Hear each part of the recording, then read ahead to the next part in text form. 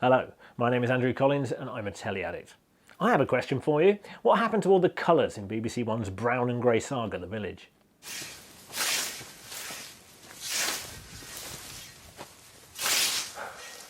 Ah, here they are.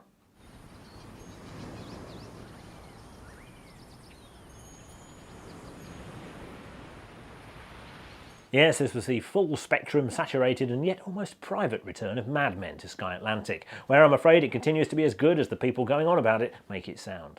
Created by Matthew Weiner and about as self-possessed as any drama has a right to be, Mad Men is nominally about ad men, but actually about, well, sad men. Saddest of all is Don Draper, not so much played by as lived by John Hamm, who may never get another meaningful role in his entire life, but will always have doors open for him. You play football?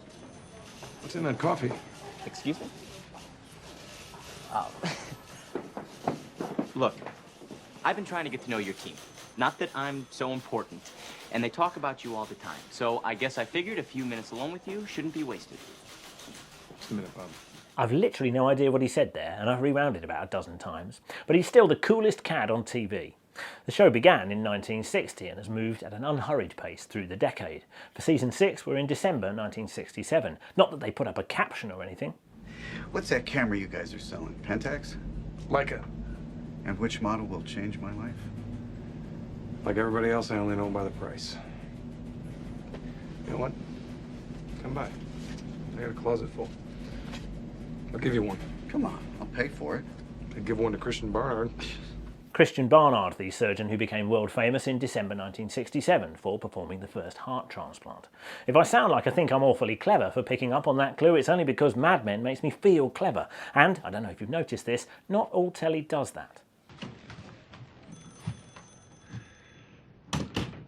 This first episode was feature-length and worked as a standalone film with a beginning, middle and end, but enough time in between to enjoy a lengthy subtext shot with no dialogue in it, like this one.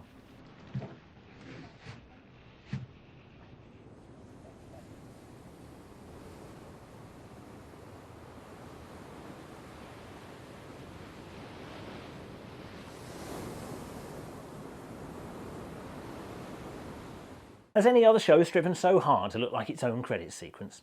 I won't go into plot for fear of ruining it for the box set inclined. Needless to say, it remains against all odds and after all this time the most elegant and eloquent slice of American social history ever pitched.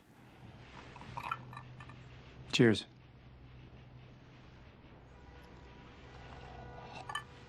Over on BBC One, more drinking in a high building in New York. The bag skims the surface of the water and is removed. The bag, yes. I mean, I know you're a caddy person, but... I was hoping you might come out of the caddy. Yeah, but some of us don't remember World War II.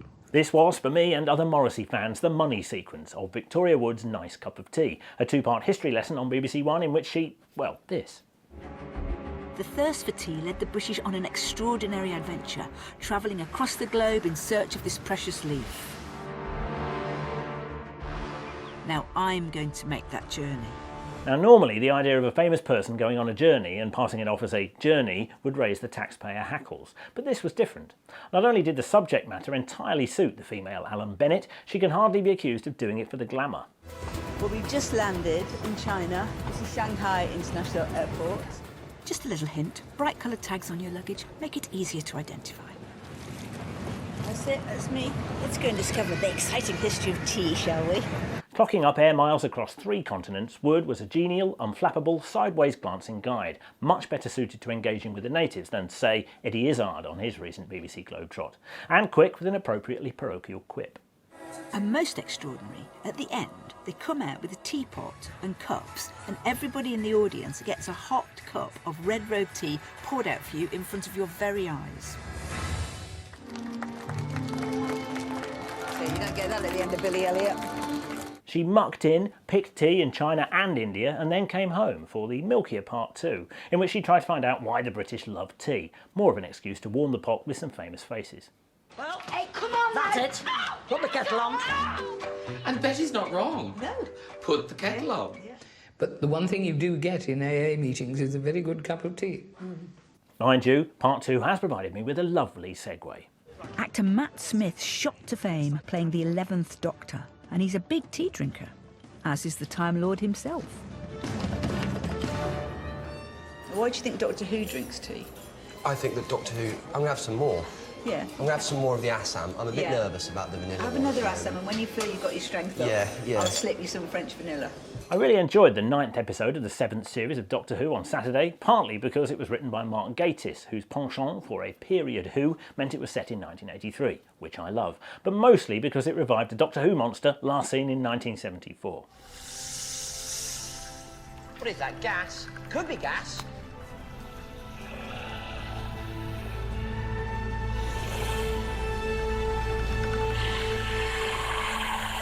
The Ice Warrior, first seen in 1967 when I was 2, and then again in 1969 and 1972. But my vivid memory of this once lumpy but now pumped up Martian reptilian must be from 1974, by which time I was totally indoctrinated. They really were marvellous times. Prepare to launch nuclear weapons. Aye, sir. But Gatiss, who's about my vintage, found a neat setting in which to thaw the Ice Warrior out, a Russian nuclear sub captained by Game of Thrones' Liam Cunningham. For the motherland. For the motherland. The best Doctor Who treads a delicate line between schoolboy humour and parental guidance horror, and in this regard, Gatiss is fleet of foot. This means nothing to me. This means nothing to me. Oh, Vienna. It goes without saying that, unlike the old Who, the new Who is spoiled for choice among the finest actors available to humanity. And so yes, you can have David Warner as a smash hits reading Russian professor. I'm hungry like the world. I'm not singing. Don't you know it? Of course I know it. We'll do it karaoke. I can't wait for Mad Men to reach the early 80s. Probably just me watching it by then. Quick intermission. Can I just state for the record that much fancied US post-office sitcom Parks and Recreation, which is thankfully ongoing on BBC4, hit a new level of genius last week? Kernston's rubber nipples. Tastes like the real thing.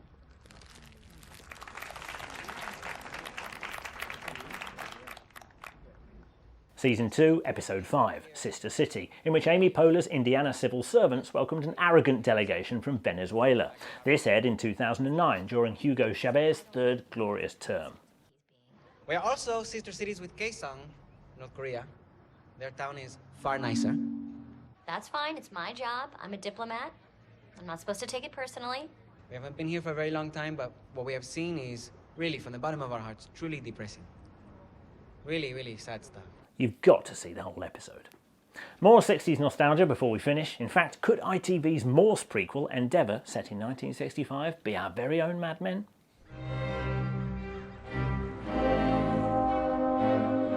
No, but that's not its job. Endeavour, created by Russell Lewis, who writes for Lewis, and based, as they say, on characters created by Colin Dexter, is an extension of a brand, which successfully piloted last year and now enjoys its first series.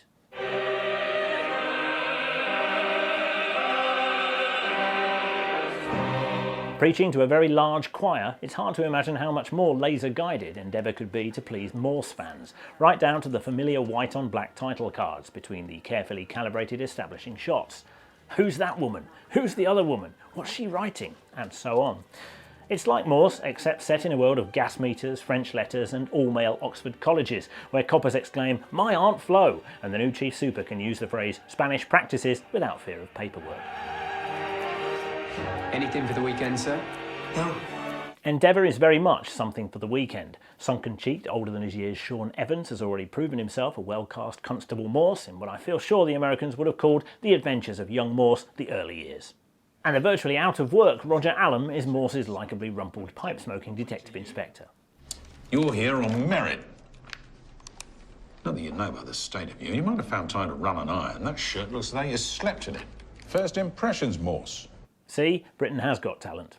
In case you've taped it, I won't go into the plot of the first of 4 brand new feature-length mysteries, and instead let you enjoy it as it slots into place like an old jigsaw. Look out for the Sherlock gag though, which I won't spoil. Talking of spoilers, we had a bit of argy-bargy below the line about Game of Thrones last week. So, if you haven't got Sky and you're catching up on the DVDs, go away, as I'm about to reveal that episode 2 of season 3 was mainly walking. So how should we pass the time? By putting one foot in front of the other. Oh, it's going to be a very dull walk. Having hit the ground talking in episode 1, GOT3 hit a brisker pace in episode 2 as various groups of characters walked from A to B. It being a saga, with myth and adventure over the next hill, we took it in our stride.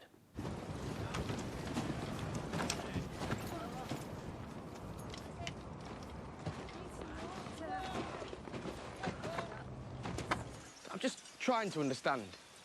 Would you please shut up about it? Rickon, stay with us. It's all right. The walls will protect him. Where are we going? North. Anyone fancy a brew?